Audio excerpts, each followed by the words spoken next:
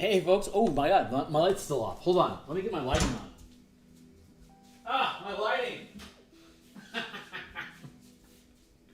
All right, hey folks, we got some Eberron artwork we're doing tonight for the adventure that we're creating for DMsGuild. Crystals of Mabar is an 8th level adventure set in Karnath and the Karnwood, involving a bunch of undead, because Mabar is the plane of shadow and undeath. Of course, it'd be in Karnath, right? So give me a second here to check my signal and get to my intro spiel, and then we'll get to work for a couple hours here. So let's see. We're doing a mic check, 1 2 3. We're doing a mic check, 1 2 3. Yeah, it sounds pretty solid. I've got the mic underneath me right now. I'm not sure if this is the right way to do it. So I've just been doing this for the past few days to see how that all pans out proper like. So hold on real quick. Canvas.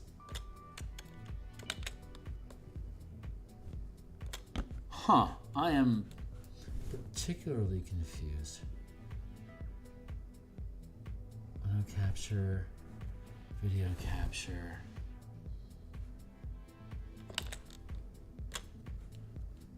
Okay. All right. Life seemed weird for a minute there, but I think I figured it out. Okay, cool. So let's see. Let me get through my intro. Let's see if I can get through my intro in one piece.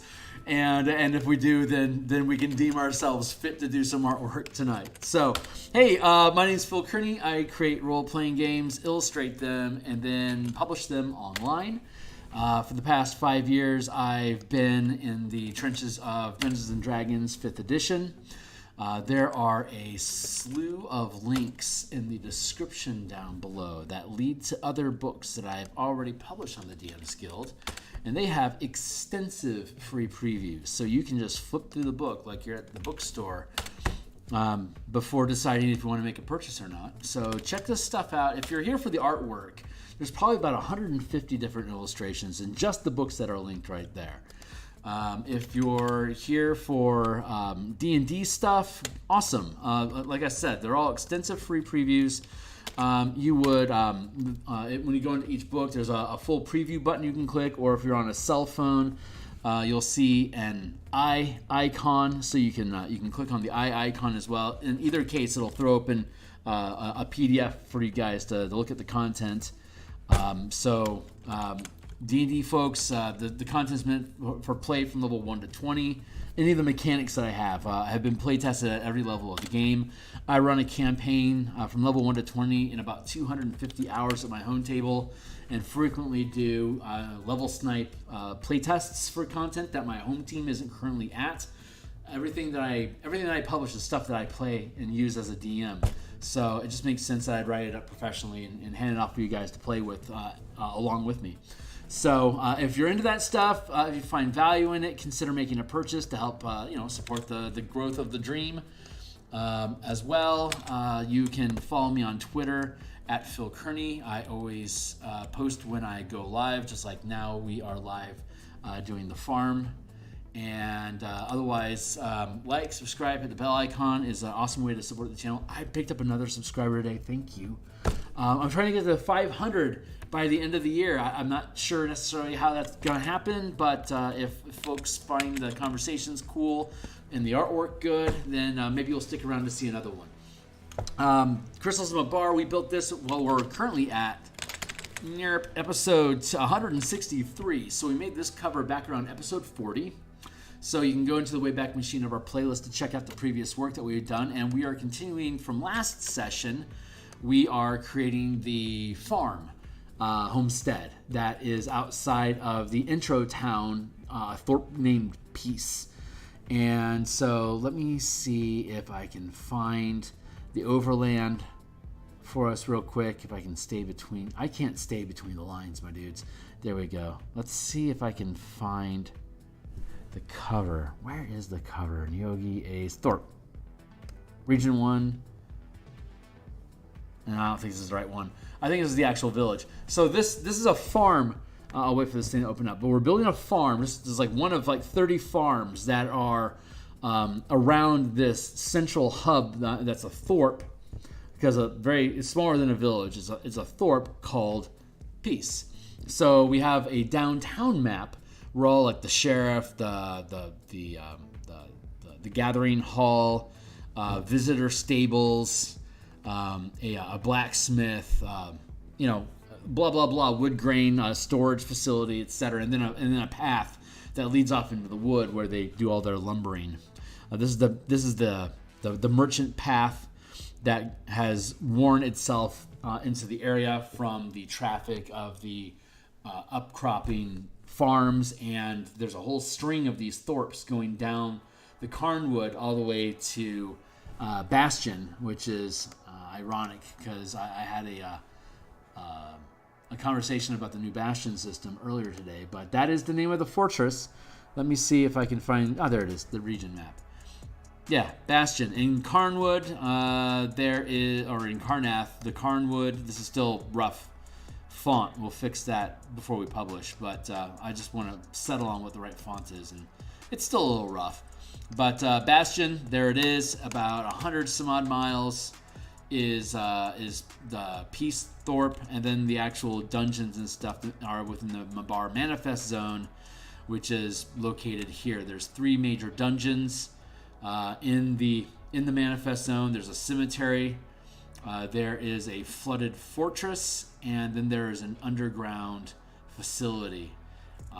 So you'll head from Peace. Undead will lure you towards the source, which is the Mabar Manifest Zone. Regardless of which point of entry you choose, either just drop down directly into the underground facility, or sneak in through the flooded fortress, or sneak in through the cemetery. You've got various paths to get your way into.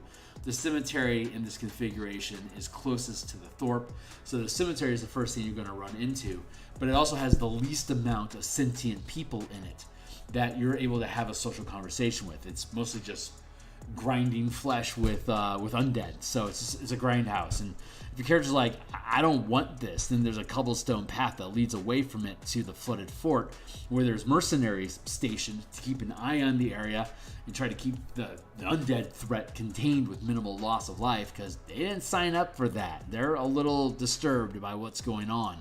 And then, of course, the conclusion, third act of the adventure is in the underground facility, where the ritual is being performed to permanize the Manifest Zone to Mabar, feed off of these thorps that could be just dotting along the tree line here. Once you get about a day or so away from Bastion, up this way, you have thorps that are sprouting up, because it's not just immediately convenient to go bother them. So as long as they ain't bothering nobody, nobody's bothering them. So that's how these things have been able to thrive. And there's merchants that are starting to... There's merchants starting to run the line off of this path through Bastion, up the line here, to Iceflow River, and then back again, and then head on either back or to Tarek, to or from Aether. So there's a neat little economy going on here between a city, a town, and a fortress with a bunch of soon-to-be villages, if they can last another few years.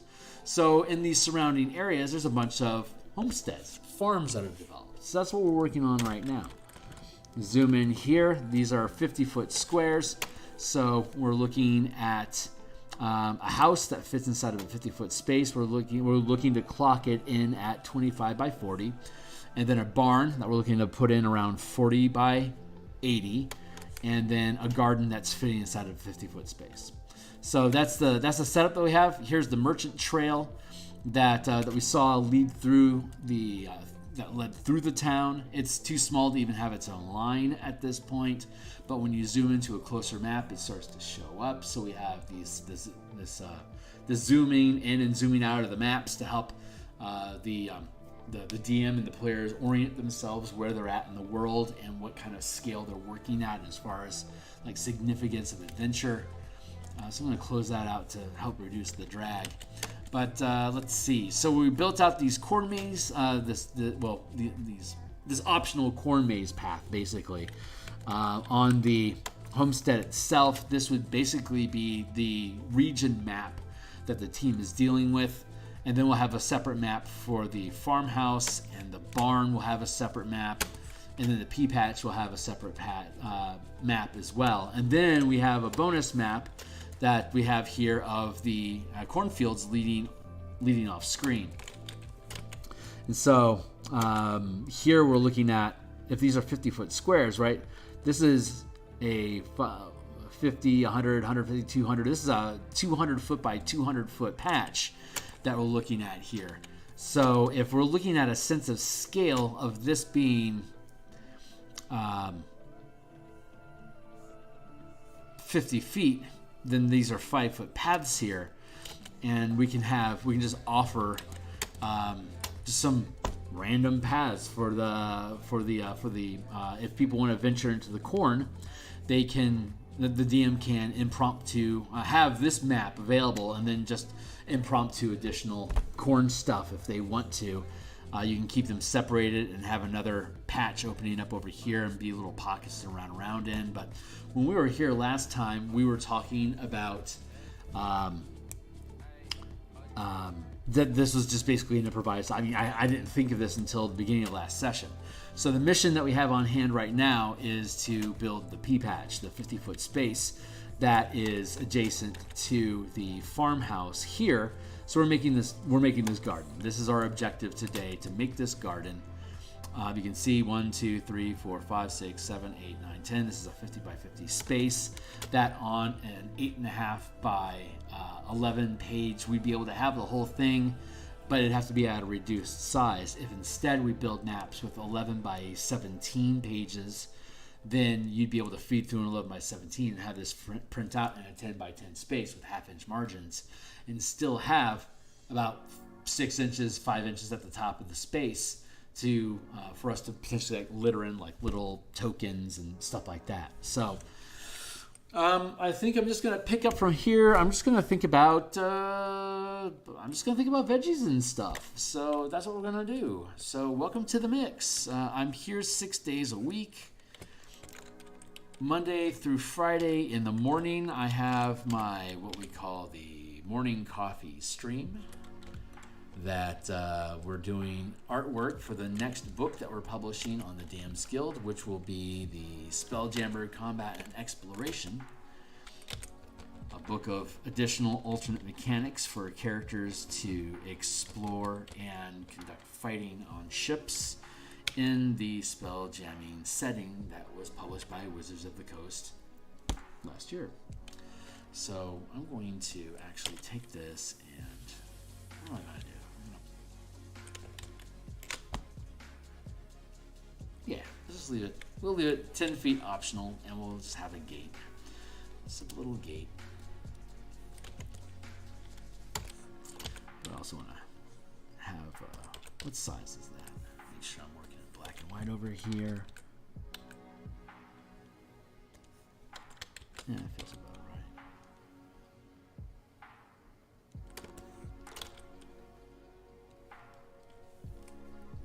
Here and here.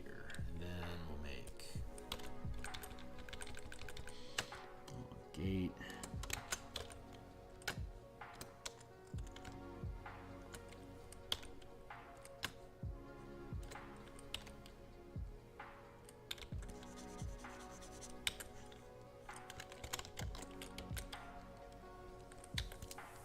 Free transform equals flip horizontal now, baby.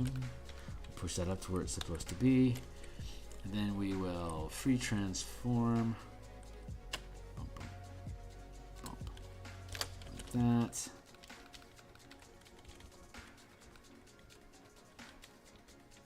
Put you back in position.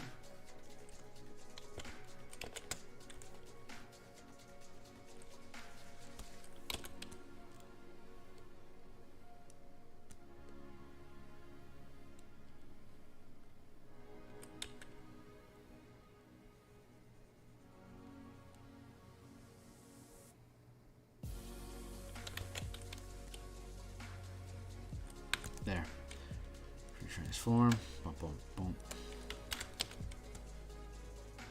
Skill shot, Kearney. Nice job.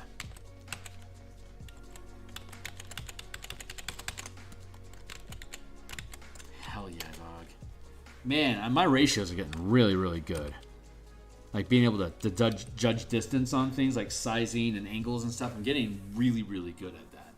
It's I've only been at it for like 20, 30 years. It's about time I can start hitting my marks, right? I've got some peppermint tea going tonight along with a ice water kicker. It's like my tongue jumping from the sauna into an ice bath back into the sauna. Delicious.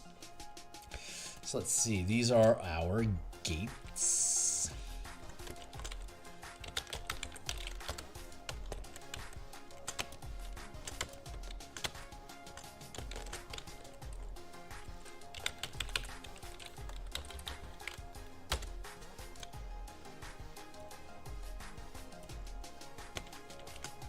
Fence. No offense. What happened?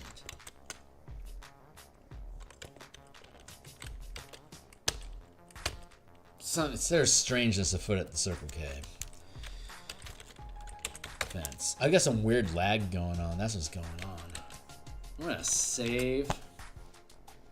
Shut this down real quick. Fire it back up again. Yeah, let's just kill the program altogether, and then we'll fire it back up. Just restart it.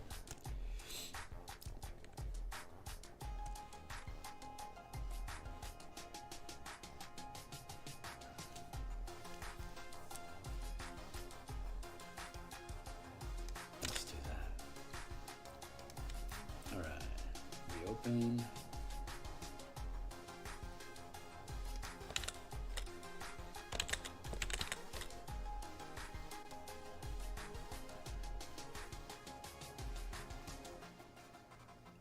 We're working here.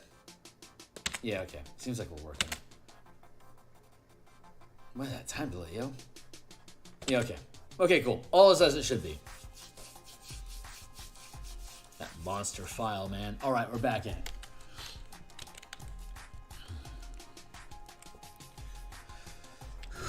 I'm going to pick up a conversation that we were having when we were here last time. I'm just giving myself a few minutes here to have use this kind of drop into place and kick this thing off here in a few minutes. Just want to settle in, make sure I know what I'm doing. And we can have at this.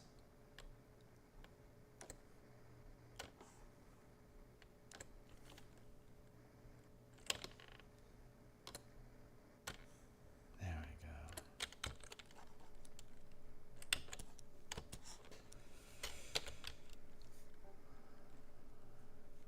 3, 1, 2, 3. It's a lot of divide space.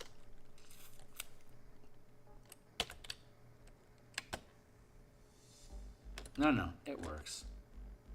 We can be like that.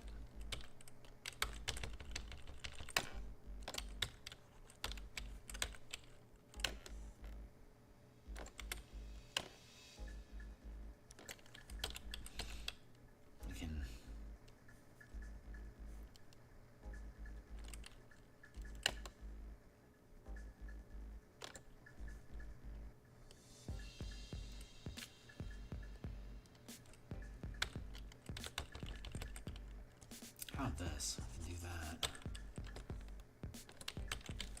We'll go with 100% opacity, 100% strength on our smudge tool, so we can just push that all the way across that space there.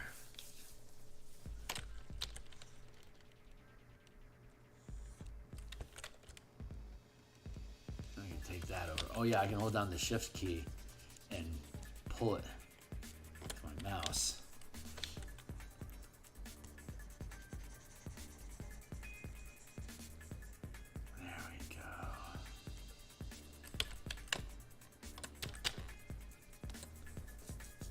So when we were here last time, first session of this Farmhouse that was back on, was it Saturday? Anyway, episode 162, what was it?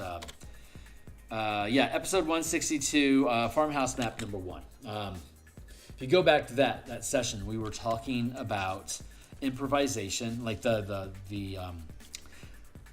similar characteristics of improvised comedy troupes and DMing.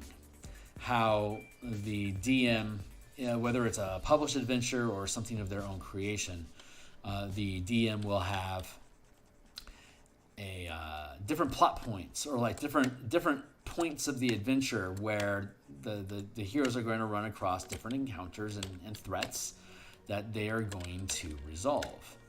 And so the conversation was about planning out multiple paths that will lead like Jacques your campaign, like have multiple threads that lead through the dungeon of the story to the final boss, the narrative beats that get them to the guy or the monster or the location that they're supposed to be at, whenever it is that they're supposed to be there. The narrative beats make sure that the team hits the marks that they're supposed to be hitting to arrive at the places that the DM needs them to be at, to have the pit trap happen. Like, you can't make the pit trap happen if they're not at the pit trap. So you want to lead them to the pit trap so they can deal with that. But if they keep avoiding the damn pit trap, how are you supposed to ever get them to fall into the pit trap, right? So you have to have these different paths that, like, if the pit trap's the thing, then having 2 or 3 tunnels that all lead to that same pit trap is a good way of making that pit trap happen, because it's a hub to lead off to other options in the dungeon. So that is a very straightforward analogy for how campaigns are built. I've decided to segment this thing into different, like, taters over here, and like lettuce over here, and like carrots here, and then like cucumbers, pumpkin, and okra. That's how I want. Was like basically what I'm thinking about how to break this thing up. So you have to segment your garden into different chunks of land to put things in. It's not going to be the same amount for every one of them. Taters are an easy to grow staple food stuff that you can grow a lot of inside of a small area, and it grows pretty quickly. So you can have half your harvest continue generating more taters, and you can be plucking, like, basically strain them into 1, 2, 3. Have kind of like here, you have taters you just plucked, taters that are nearly grown, taters that are new. And when you rotate through these become the ones that get plucked. These are the ones that are nearly ready, and then these are the new ones that are still growing. And you continue rotating through your crop that way each time. So you can have your field broken up in that way, and then similarly break up the field itself into its individual types of things that you want to grow. So things grow together and keep their own little patch populated from one season to the next by just being plants. So that's how that life works. So we're going to then fade this down into a lower opacity, and I think we want to go brush hunting. So I'm going to create open a new layer here, and that's going to work for now.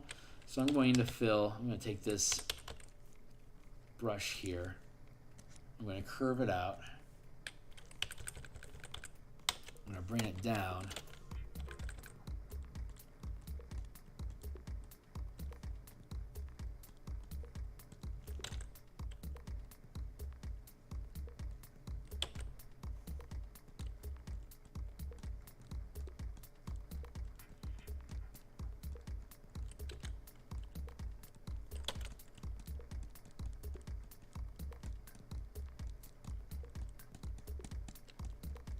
that. We're just making little foliage brush patch things like that.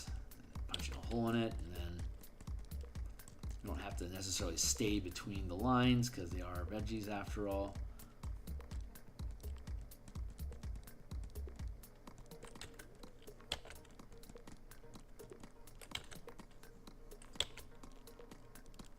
Pumpkin patch.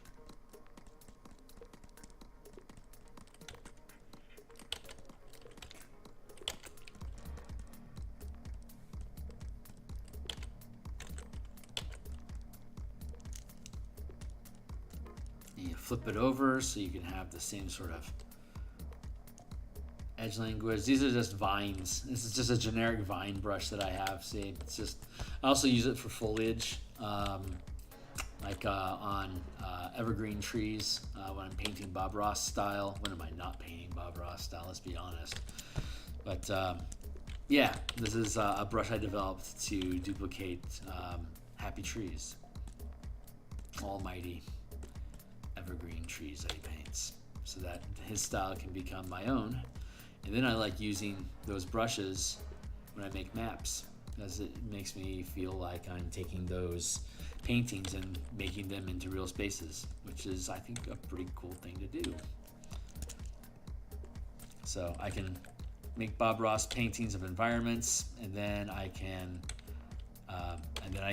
map them. Pretty cool stuff.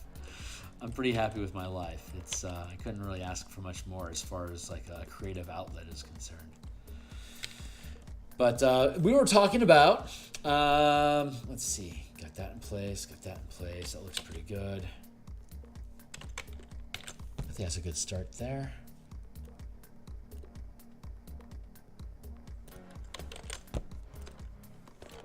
Let's go with pumpkins.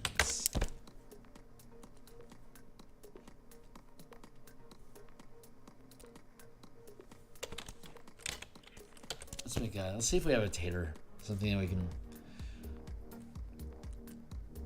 call potato.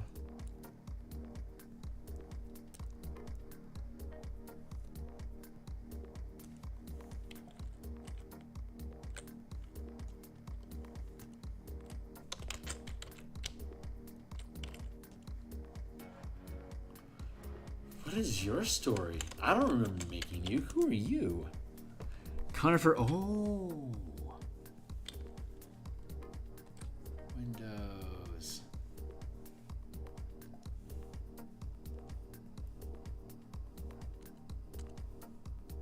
I know who you are.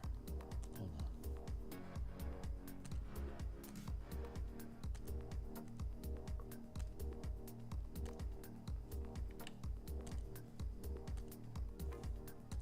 Let's do that.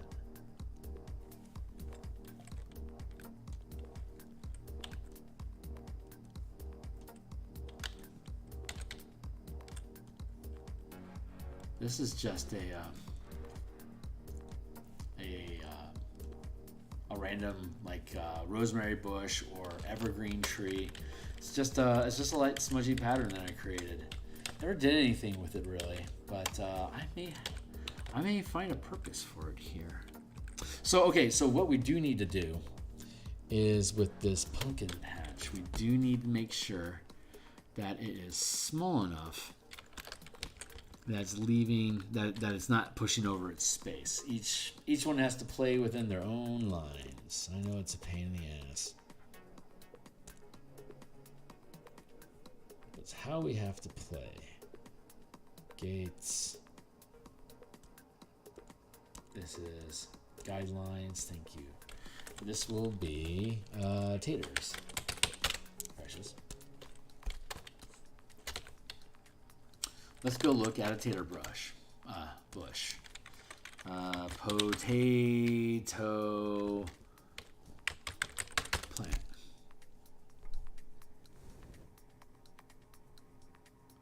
Potato.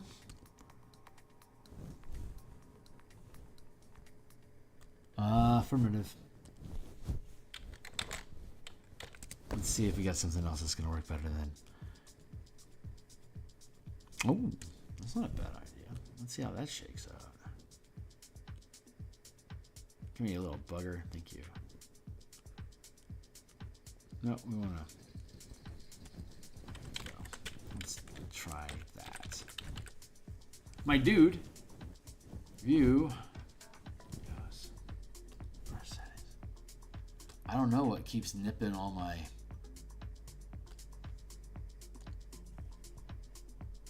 spins.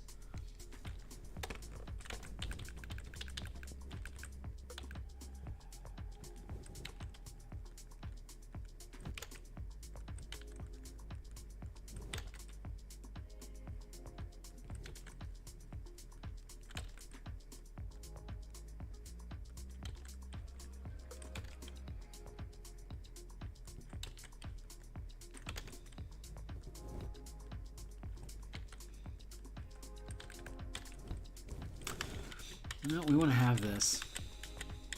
I'm going to do that differently.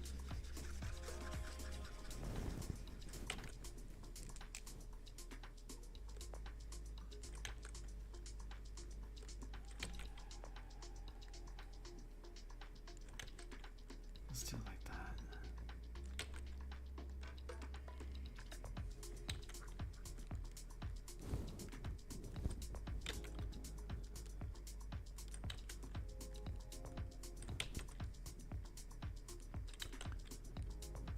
All right, we're going to play with this stuff for a while. So,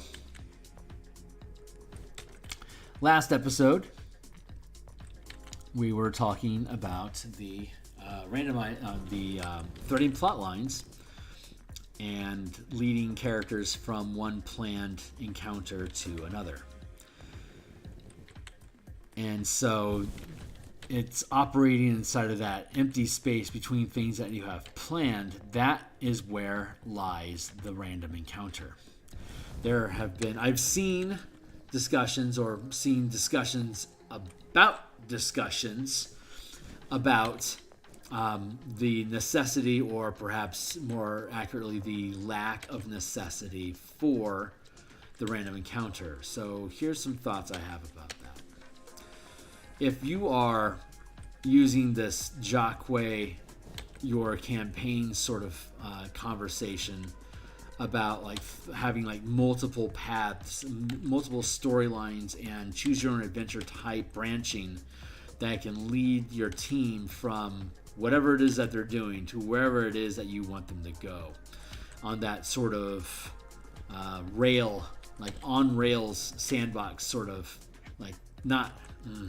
It's not railroading, it's like on and off ramps on the highway is the best description I think I've heard, which I can't remember whom it was that had first coined that idea. It may have been Professor Dungeon Master. I'm honestly not 100% sure, but it's more of, you have these on and off ramps towards the main plot line that the DM has going on, like why the villain is doing what the villain is doing. And so the characters are going to have challenges that they're going to want to create solutions for. And like we spoke last time, it's prep for a DM can simply be, you have a situation that you want to see play out. What are the logical paths that will lead to it? And what are some of the pitfalls that would gum the characters up from the players from being able to efficiently find a pleasing path that's just going to lead them to that thing. If I want you to fight the Dragon Lord, then I better have a bunch of reasons for you to go track down the Dragon Lord, and I better make it easy for you to find the Dragon Lord, but not necessarily easily to get to the Dragon Lord. And so the different ideas that you may have about how to find this Lord, how to then get to the Lord's location and then actually be able to confront the Lord. These are three different story paths. Like, there's different ways that characters can have those things happen. There's different ways they can get to a location. There's different ways they can slip past or outright overwhelm the guardians that protect you from hitting the objective.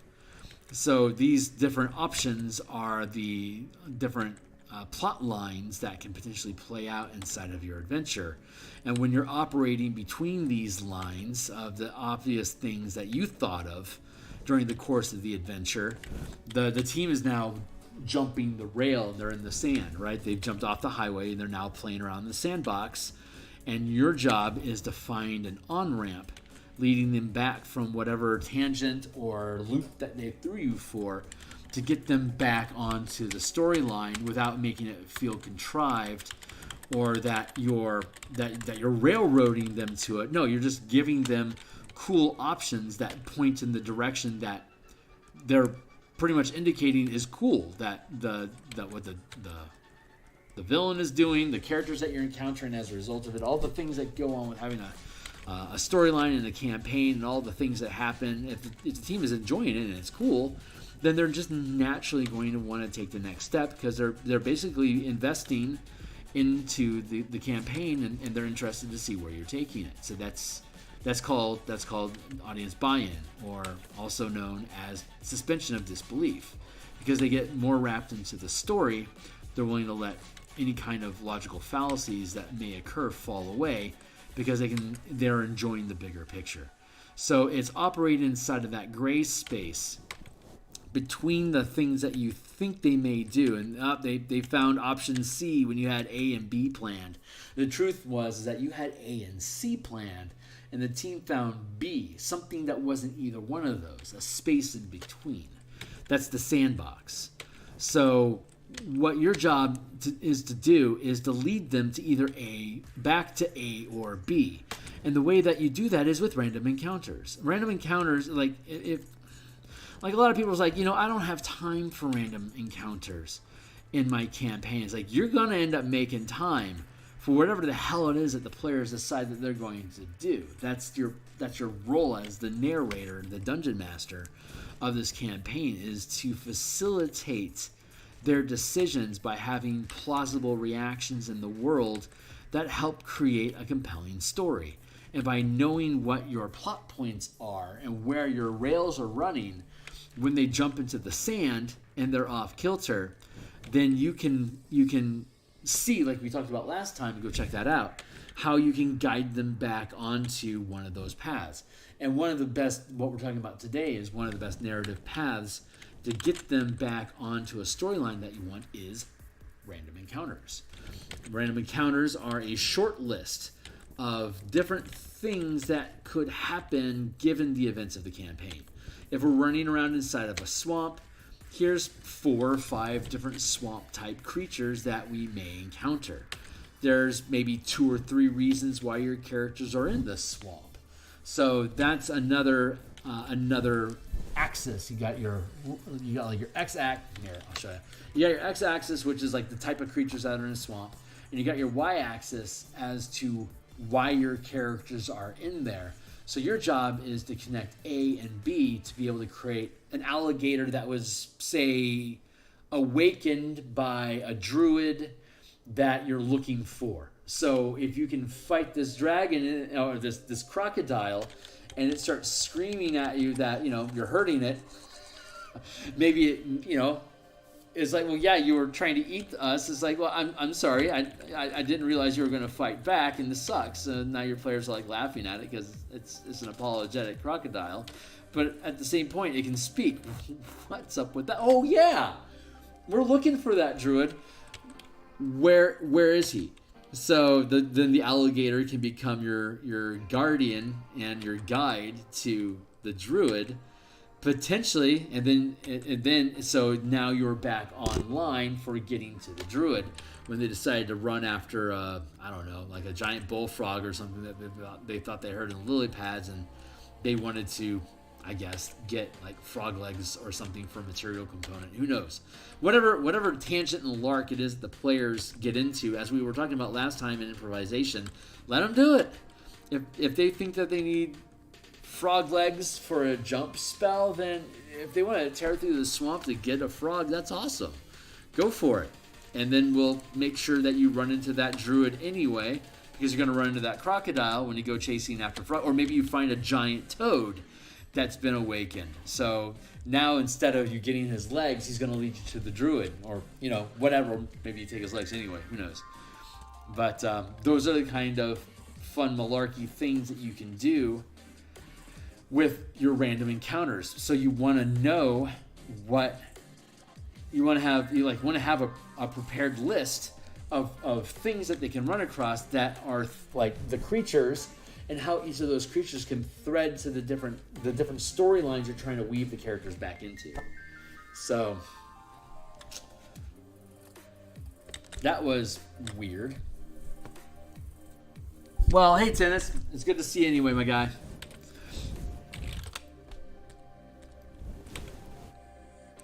Glad you could show up, my man. But yeah, so that's threading together storylines, and that's using random encounters to fill in that space to guide them to whichever storyline it is you want them to head to. Kill the token before you. But hey, that's D&D, especially like in the Witchlight, man. Like talking toads, not a big fan in Witchlight. That's the Fey realm, like Midsummer Night's Dream, as it were.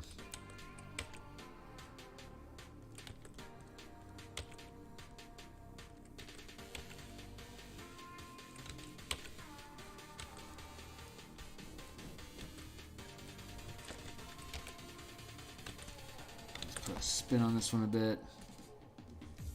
Where's all that outlining garbage?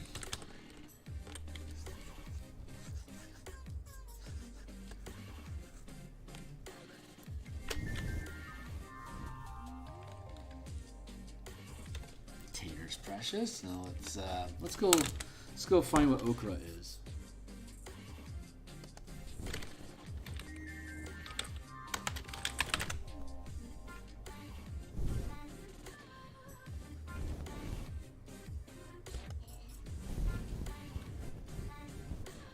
Oh, neat. That's cool. I didn't know that's how okra do. Huh. Fascinating. That's really cool. All right.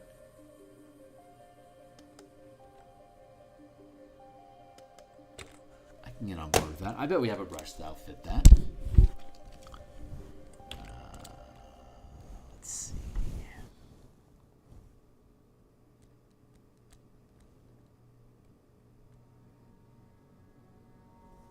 Oh,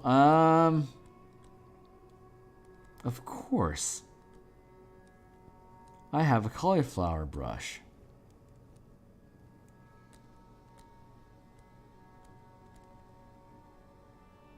Where'd you go, buddy?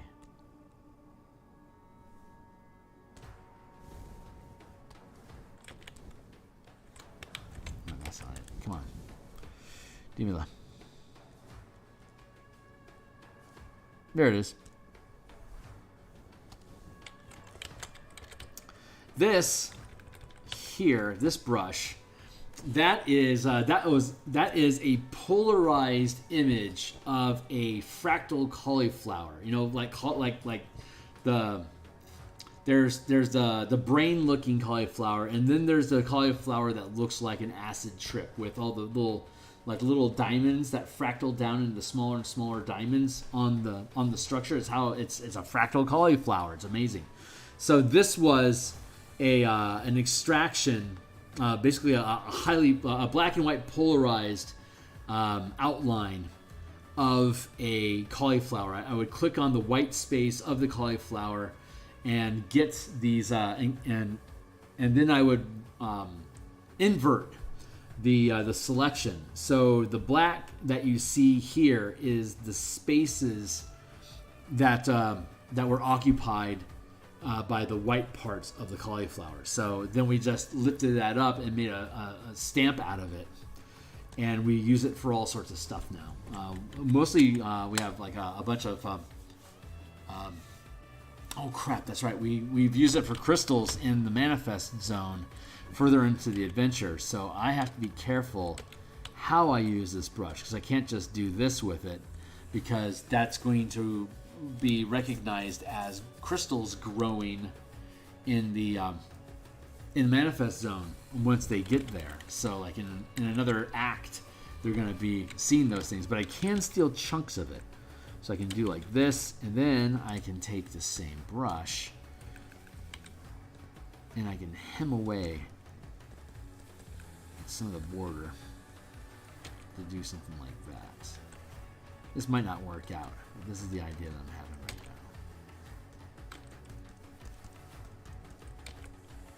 now. It's probably not going to work out.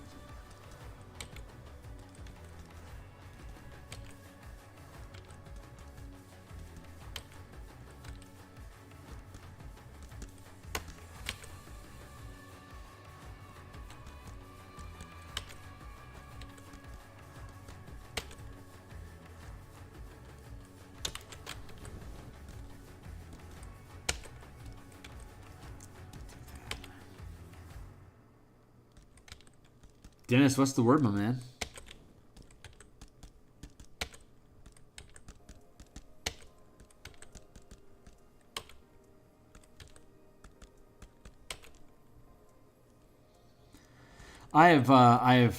I'm starting to execute and follow through with my intention of taking the little vignette conversations that I have in these streams, like when I go on a tear on a subject about game philosophy or something like that.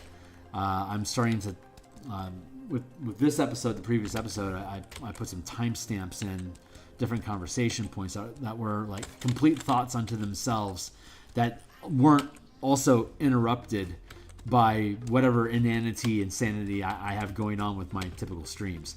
So there were clean reads of concise thoughts that if this reads well, I'll be able to use this random encounter conversation as an extension of that and start putting out little 5-minute pieces about different conversation points. So I can start amassing more intention with the content that I'm producing here. I love the artwork, and the artwork spawns the thoughts and the ideas and the motivations where these different things come from. But me cataloging and then extracting them as separate video pieces is a way for me to be able to hopefully boost up some signal and have a bit more engagement of just, conversation pieces. So have them as uploads instead of lives, so that they'll feed differently, and we'll see how that goes. Hopefully it goes well.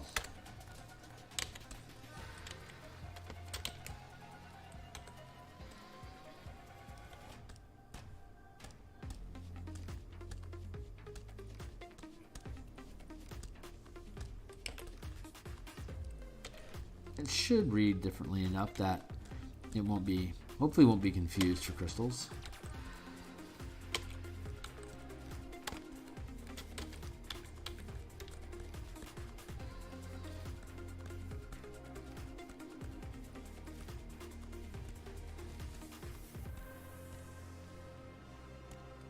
It shouldn't read the same.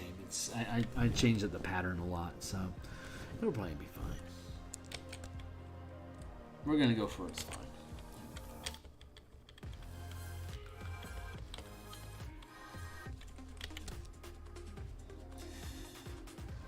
All right, I'm pretty happy with that. Let's see.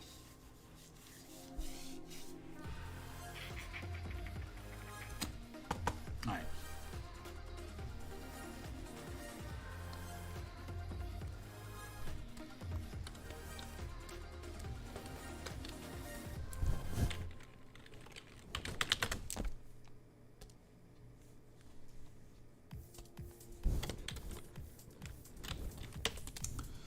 Let's see if we can find something. Ooh.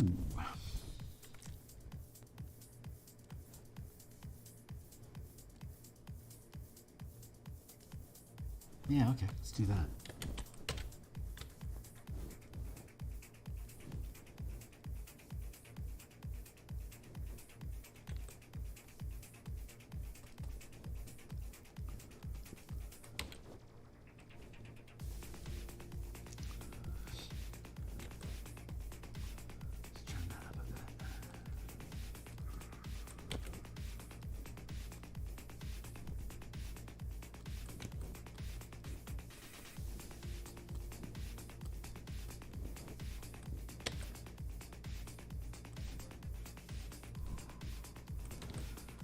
So my current campaign is at 19th level, and it is going to conclude maybe next month. And campaigns typically go to 20th level. Well, let's be honest. Most campaigns go from like 1st to 4th level, and then they crash and burn because people can't keep their schedules straight. But if a campaign sticks around, maybe they'll get to like 9th or 10th level, and then people will lose interest or get bored of the plot. But then maybe some of them will get to like level 14 or 15 and finish out a campaign and be pretty happy with it. because it's like Descent into Avernus or something like that. But then there's also campaigns that go to 20 levels because they're homebrew campaigns, and the team is diligent in attendance and highly motivated to see the campaign through because they want the satisfaction of having a full 20 level campaign. And so that's how those things cap off. So we're at level 19 right now, and we're going to cap off the campaign here pretty shortly and start up a new one. So on top of that, the Spelljammer book that I've been illustrating in the mornings for the past year is also starting to spiral down the toilet of being finished and getting published. So I'm in the process of a transition right now from one book to another, the Eberron book, but that also frees up space at the back end of my production line for me to have a day or maybe two of content like this, of me building the new campaign for my home table, but also for the playtest content that I'll be doing for the Martial Powers book that I stream development of on Tuesdays. By the way, if you're a D&D enthusiast and you have not yet tuned into I'm gonna keep these aligned. I like the chaos of these over here, but these I think I actually want to have organized facing top down, maybe sideways. Oh, sideways feels out of bounds. Noise. All right, let's turn that down a bit, and let's go have this guy sit in sideways. Is that what we're doing here, buddy? Yes, it is. So we have different size ones. I'm gonna race at it. Let's chew its ass off. Stack another one up in front of it.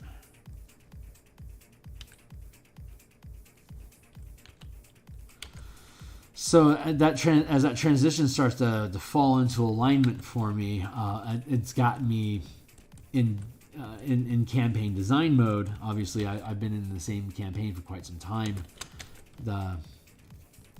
The 250 some odd hours that it normally takes for me to punch through a campaign has been elongated because my current team is my coworkers that I only game with an hour and a half per week over Zoom currently. So we don't have a lot of time to make a lot of progress, but we're still clocking in somewhere around, we're just over our 4-year mark. So we're at about 210-ish, 220 some odd hours right now. At 19th level, that pace is about proper. We got another 30-ish hours before the campaign could cap off. They could close it up in as little as, say, 10 hours, but they could also stretch it out another 30. So if it stretches out 10 hours, that's basically 6 weeks. That's a little more. I can't do that. That's about at the end of the year. So if they're expedient and have their shit together and hit all their marks, they can probably have the campaign done by the end of the year, even with the holidays taken into account. If they can't, probably by February, we should be able to land. And that means a new campaign. So here in October, I need to start gearing up and having sample stuff ready for them to have an idea of what a campaign would feel like if we go, like I'm looking at doing the asteroid mining that runs into Eldritch Terror campaign. Like that's the initial. They don't know it's Eldritch Terror. They just know it's a space mining operation with dwarves and automatons called Warforged, basically mining asteroids for minerals and elements. And now they can start mining these crystals, these massive crystal structures that have began floating into orbit. And they don't know much about them. They just know that the crystals resonate magic. So you can make magic devices with them very easily, so there is a very high demand for them currently. So that's what your team is getting into, and then things just get worse and worse, and as one would hope a campaign goes, worse. So I have to build out a number of asteroids and different layers that can be found inside these asteroids, and then different asteroid clusters that they can maneuver inside of, and then design the pirates and the creatures and organizations that can be picking fights with the team while they're trying to do their job of extracting, resources out of these asteroids.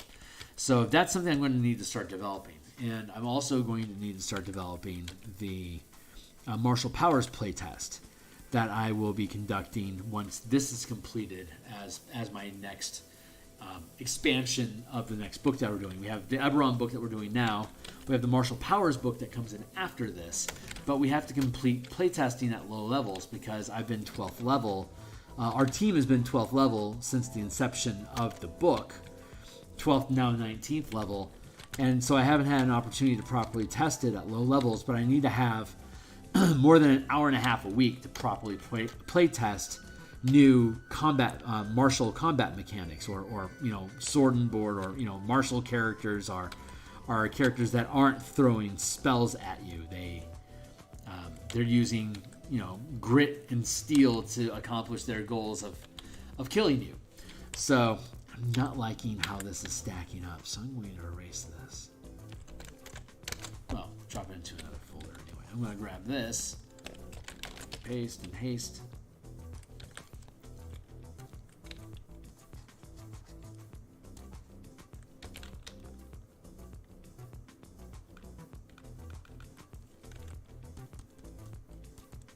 Like that. Good. And then paste and haste again. And then we're going to flip vertical. That should line up just fine.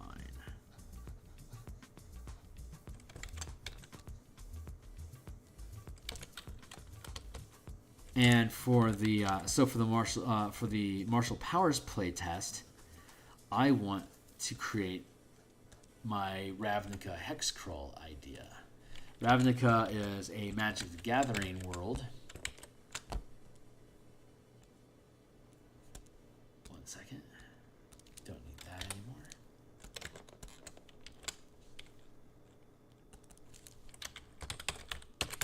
Lettuce. We'll call that lettuce. Shut up. It's lettuce. We're calling it lettuce. So the... I don't have a timer going. Where's my timer?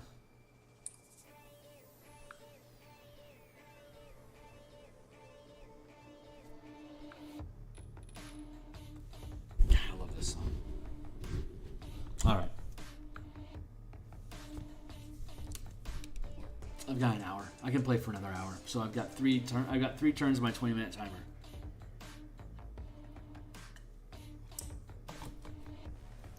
Ravnica is a setting in the Magic the Gathering game world. It is the whole world is a single city, and there's 10 guilds that rule it. And the 10 guilds are representations of the 10 color combinations that you can have in the 5 color magic system: white, blue, black, red, green. So you can have you can have white, blue, white, black, white, red, white, green. That's all the whites. So when you go through all of them, it ends up being 10 in total. And each of them have their own personality, and that personality is an ethics or a philosophy that reflects the 2 colors that they represent. Like Boros Legion is white for structure, organization, and order, and red for passion and fury and combat. So white and red together is the Boros Legion, a large organization that is fueled by the righteousness of angels that literally lead these mortals into battle against demons. So good times, cool place to be if you're into that sort of stuff. Let's just do something like this. Let's see if this jives. A good jive. Ooh, let's try this. Okay, I'm gonna play with negative space on this one. See if it fits.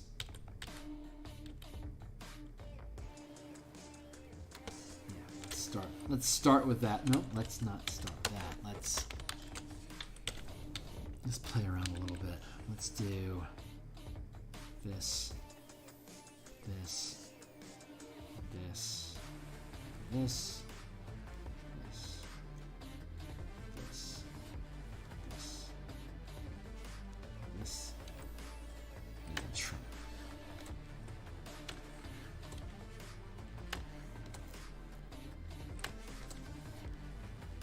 We'd use that as our base. Now we're going to duplicate that.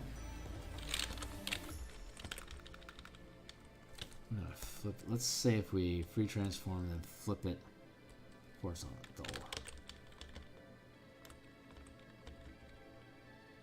To create a more disruptive pattern.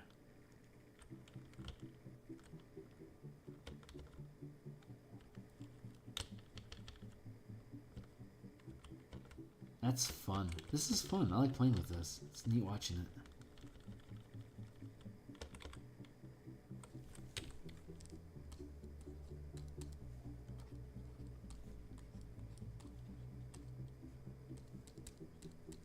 Oh, wait. I should do...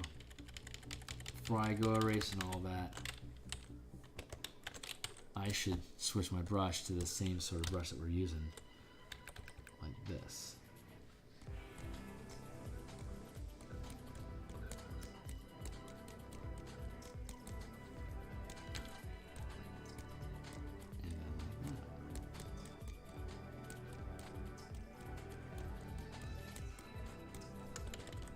Not too much.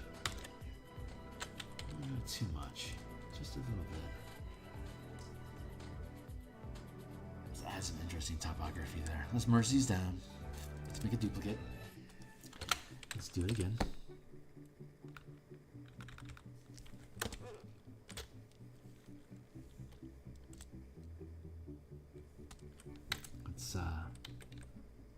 Let's flip it over and tap at it just a little bit here like that.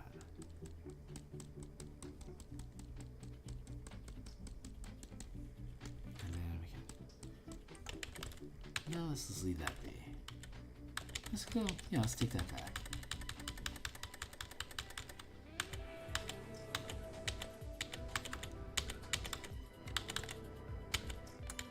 Cool. Let's merge those together.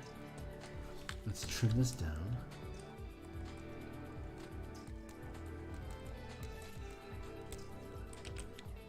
Drop it down here. Let's enlarge it a little bit so we can cut off these frivolly bits here.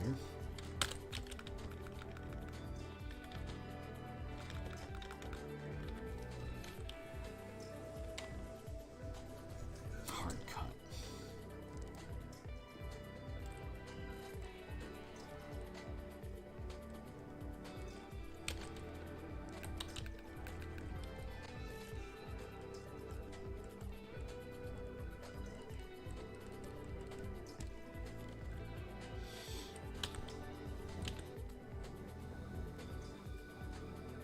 Ooh, I like this one.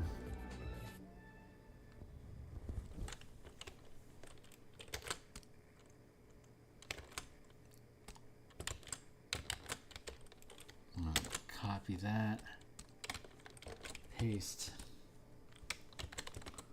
Paste. Paste.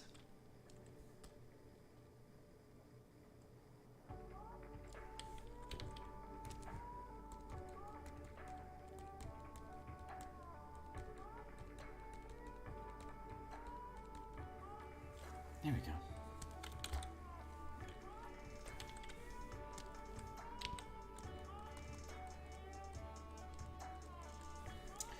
Now let's paste these down.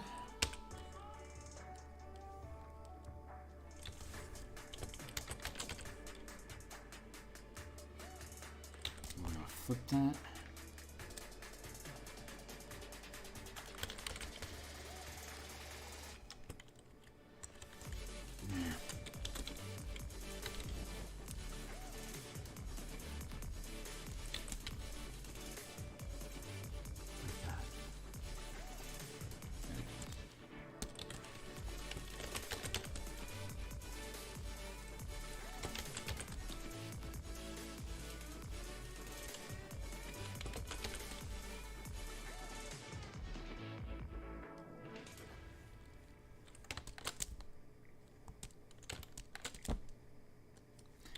There's those. Now for transform.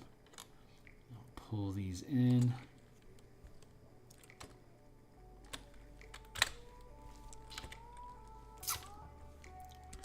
Now let's grab, save this guy.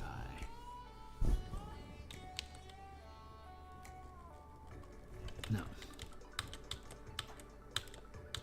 Too much.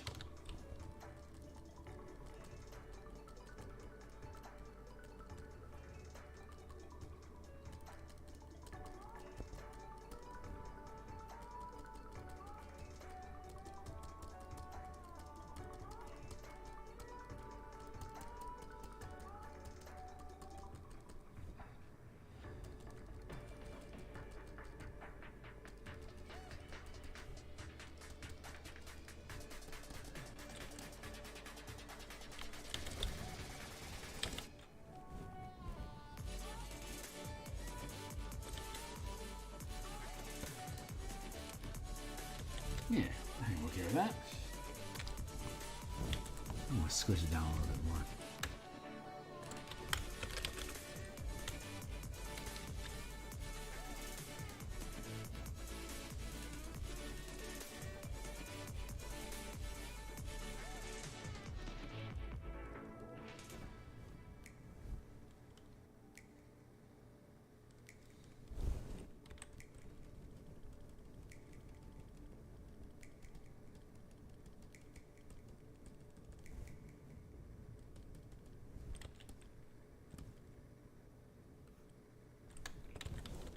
Nah, I don't think I like any of that. Let's take it all back.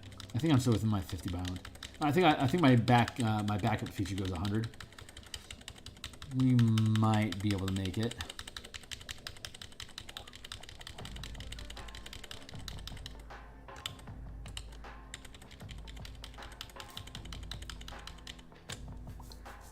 That'll do, pig. All right, I'm good with it. I'm good with that as is. Let's create something totally different over here.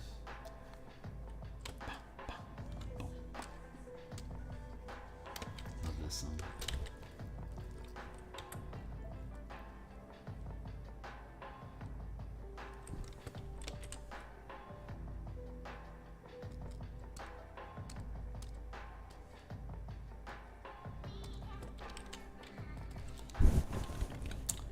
I don't know, kale.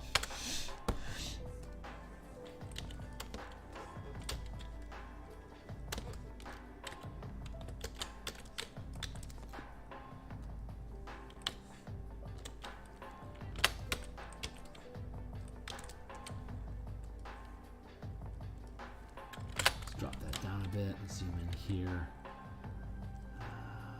Let's trim away some of this roughage.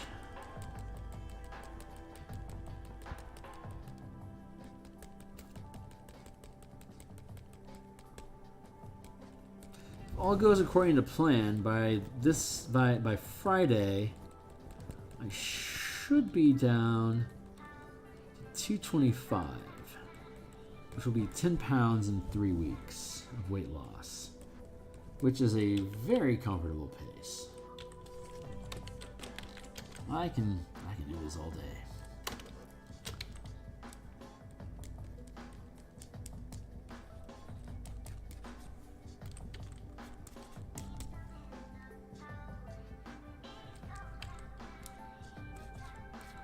It's as easy as not eating. It's as simple as not eating, and it's also as easy as not eating, which is to say it's not very easy at all. It's a willpower test, man. Losing weight is a willpower test.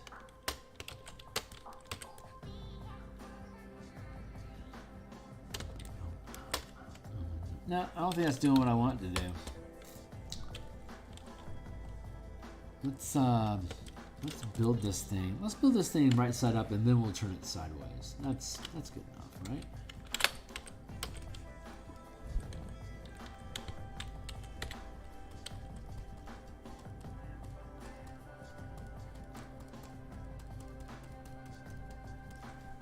So a hex crawl. So Ravnica is this world-covering city.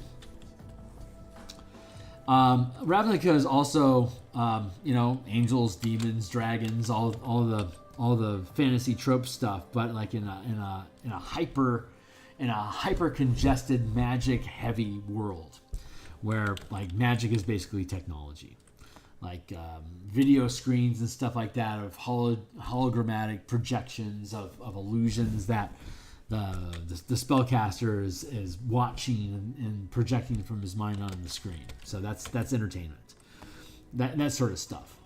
And I'm kind of liking this pattern. That's kind of nice. Let's keep doing this. Where do we go from here, yeah? Isn't that just a question for everyone? You're just gonna have to call that shot yourself, pal.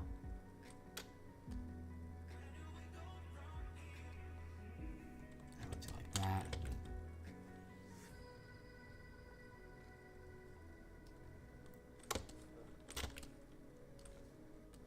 Yeah, like that.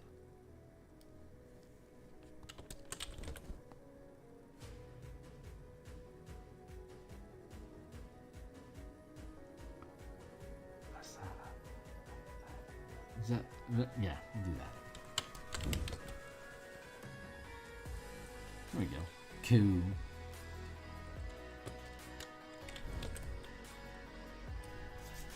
My itchy nose.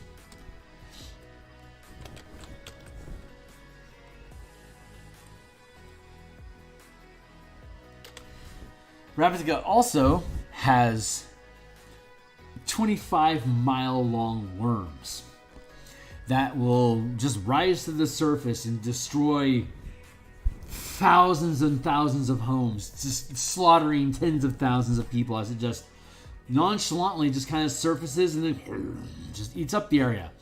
That's the wake of destruction, the groove that it basically cuts through cities as it just like dune worms its way through this city size, this world size city. It's called a rubble belt. This drag strip of destruction left behind. And if you like if there's a worm mating season, then basically everything in that area is just going to get completely pulverized and left to fallow, potentially for hundreds of years, and then it gets reclaimed by forest. And the Gruul clans, which is the red-green folks in the setting, they'll savagely protect those regrowing areas as natural places that society failed to survive against, and thus has no... Come on, man. Thank you. Has no business trying to repopulate at some point if they try to. So the Gruul clan will try to fight them, the engineers, from reestablishing a hold on those rubble belt regions. So that's where the characters come in. The idea is that the characters, the players, they're playing. Each of them is playing a character. Their team of characters they're playing are on a overland survey of the rubble belt to assess what resources can be regleaned from it when the engineers attempt to go in and reconstitute the area for civilized living.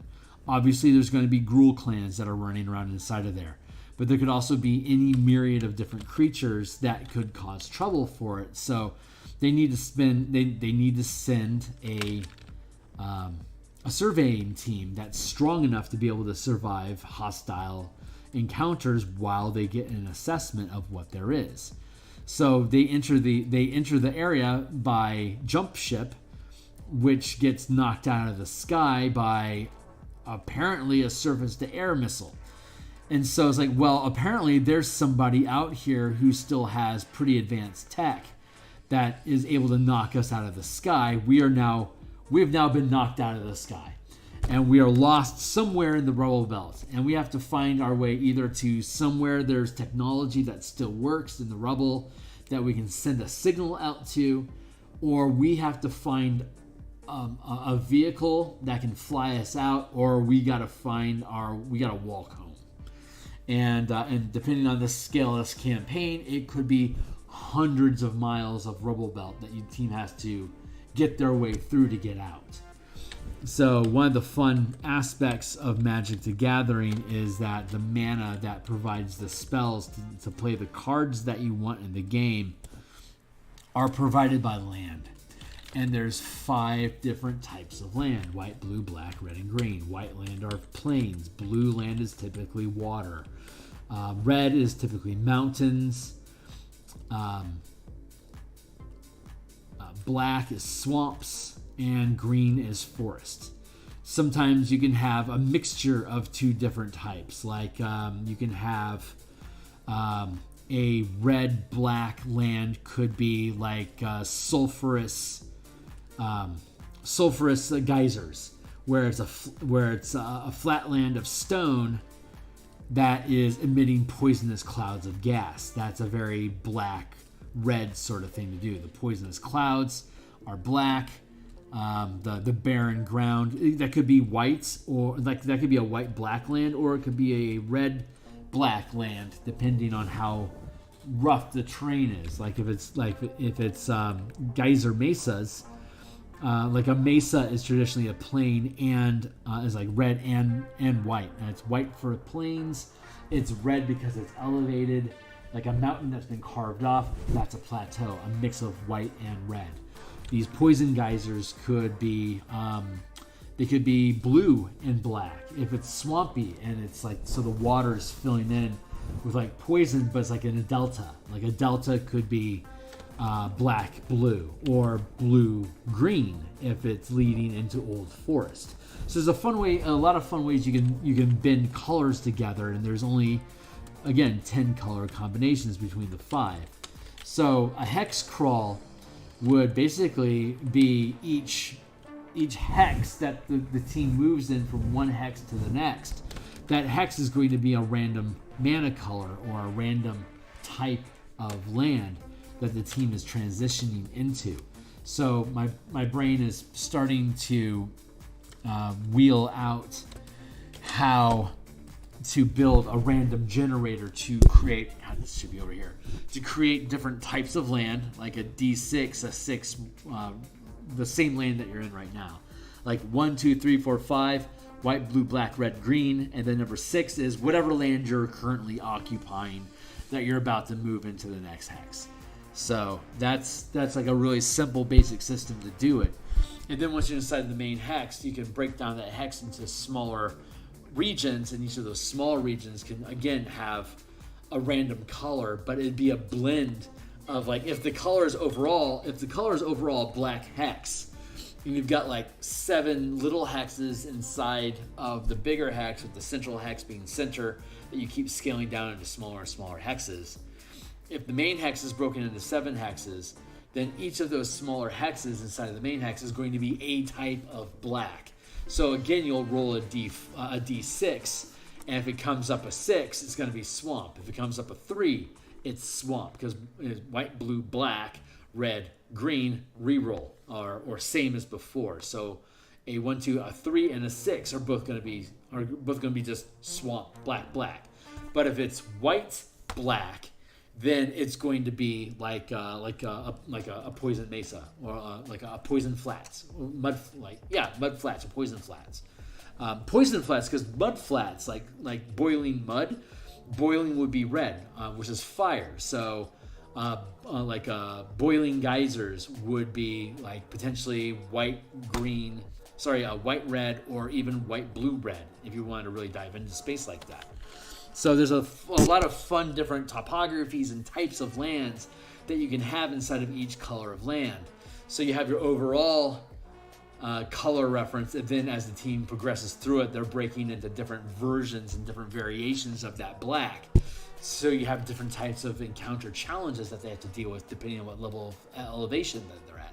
High elevation, mid-ground, or dropping down into the Underdark. So you'd have those 3 planes of elevation and those 5, and then 8 variations instead of that 10. So there's a lot of land differences that we get to build out into different structures. And then you have just shitloads of city buried underneath all of that as underground structures that at one point were devoted to a certain type of color, but has since been overridden by the top layer. So the top layer may be black, but there might actually be like hints of green and white, and as you descend further down, it may turn into blue. So you have ways of transitioning from colors from one hex to another laterally as well as vertically, depending on where the team decides to move in search of their tech, maybe down, or an escape route laterally. So this is the type of three-dimensional hex crawl that I'm trying to develop right now.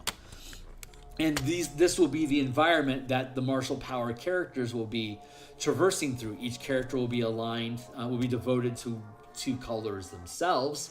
And when you're in a hex that supports your color, you regain resources faster.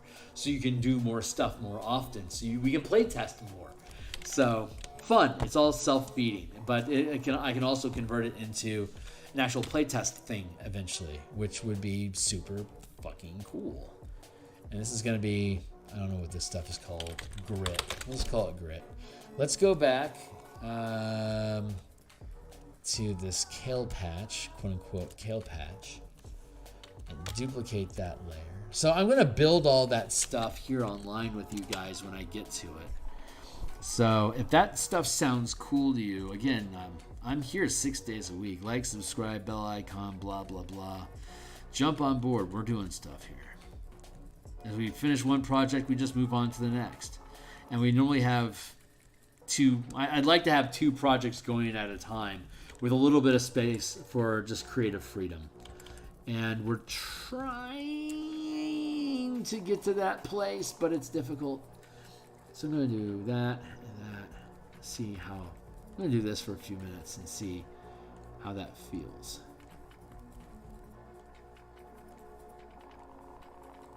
If I like it like that.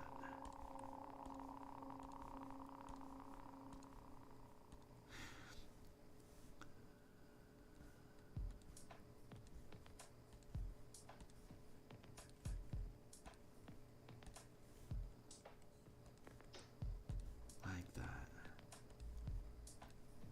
And then once we have each terrain figured out, then we populate the terrain with different creatures from Magic the Gathering that are appropriate to the color combinations, like night hags in black, like Golgari witches or night hags in the black-green regions, for instance, or maybe. In a white red area, maybe like Boros Guardians that are trapped inside of a fortress fighting Gruul raiders, for instance. Who knows? But we'll figure it out. But it sounds like it'll be a lot of fun, so I'm looking forward to it. And again, we'll do that all here on stream when probably like lunchtime. So that'll probably be a lunchtime thing. Like when we finish all the Eldraine monsters on our lunch stream, once that's cleared from our plate.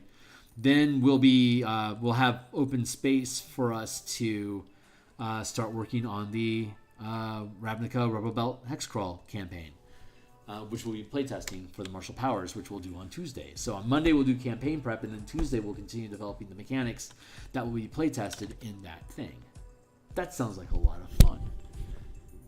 That sounds like a whole lot of fun. So how long have we been going here? We've got this P-patch thing done. We've been at it for an hour and a half. Clear this out down here. Get rid of that. I think we want to peel that open a bit more. That feels pretty good. P-patch. There we go. So this sits here. Oh, and we'll probably want to rotate the whole structure so that's facing the house. So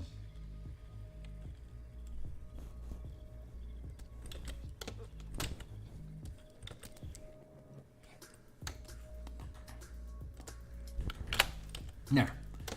So that's how the thing sits, related to the farm. So I'm going to go ahead and cut here. We're going to come back. We're going to build the house and the barn. We'll start in the house and the barn. We'll have those roughed out next time. But it's been an hour and a half. I'm feeling like this is a good place to take a break. So I'm going to be done for the night. I'm going to come back tomorrow morning. We're going to stream some more artwork for the Spelljammer Combat and Exploration book that we've been building. I'll be back at lunch tomorrow. A good 6 hours later, I'll be back on for lunch. To continue developing the martial power system. We are going to convert the Psionic Warrior, Psi Warrior, to the Psi Warrior. We're going to convert the Psi Warrior into the martial power system. So that's going to be fun. I will see you guys tomorrow. Have fun. Like, subscribe, bell icon, check out my stuff, blah, blah, blah. Thanks for being here.